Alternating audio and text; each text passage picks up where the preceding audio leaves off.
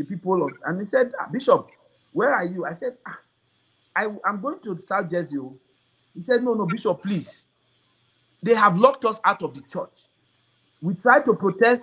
They say if you protest, the police were everywhere. I said, okay, this doesn't look good. So we don't have a serious problem. I said, you know what, let me go. So I went to the church. I got to the church. The whole place was all locked up. The police officers everywhere, armed.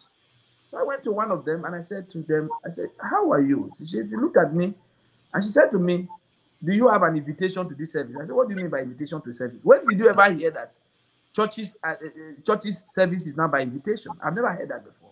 Anglican service is not by invitation. Well, we are under, we have been giving orders to not allow some particular people into the church. I said, well, I don't think I'm one of them. So I pulled the woman aside and said, I gave her a little brief of what's going on. I said, listen, these people you are locking out of the church, they have some of the founding members of this church. She said, what? I said, yes. They are not criminals? I said, they're not criminals. They are founding, some of them are founding members of this church. They are owners of this church that you are locking out. I said, you are committing a crime. You are actually violating their own human rights by locking them out of their church. You're going to run into some serious problem here.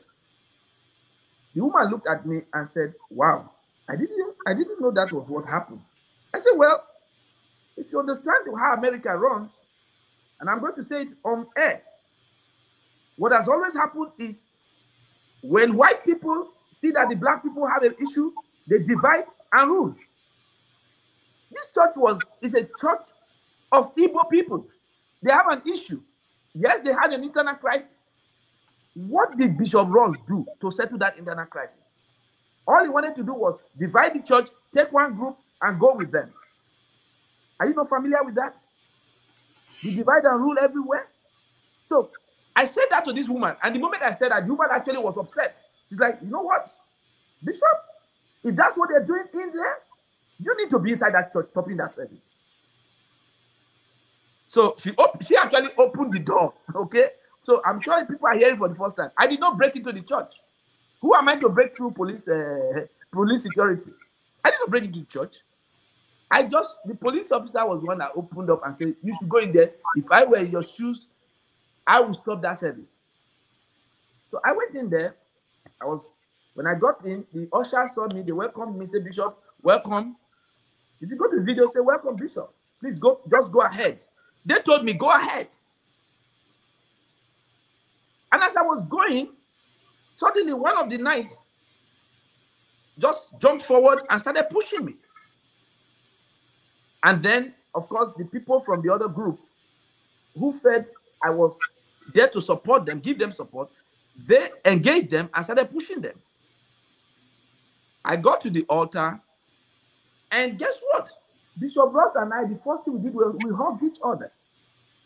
And I said, my brother, you should have got into this.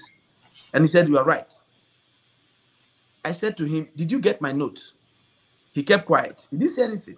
I said, did you get my note? He didn't deny, but he didn't say yes. I said, you got my notes.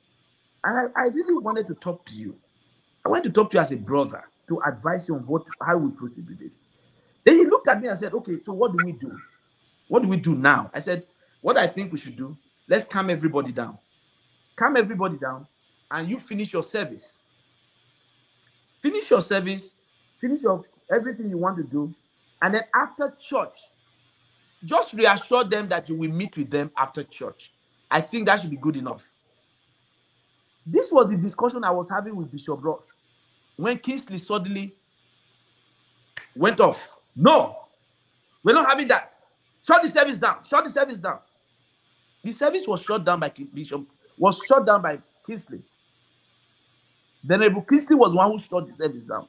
I didn't shut any service down. Okay?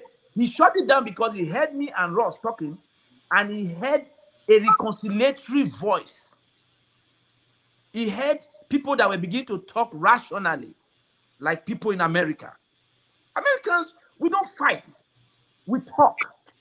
We talk to each other. That's what we do. And that was what was going to happen. And that was what Kingsley prevented. And that's what is still preventing till tomorrow. There has not been any, ACNA has never had any sit down with anybody on this matter. Every time you call them to sit down, they don't want to talk about it. For those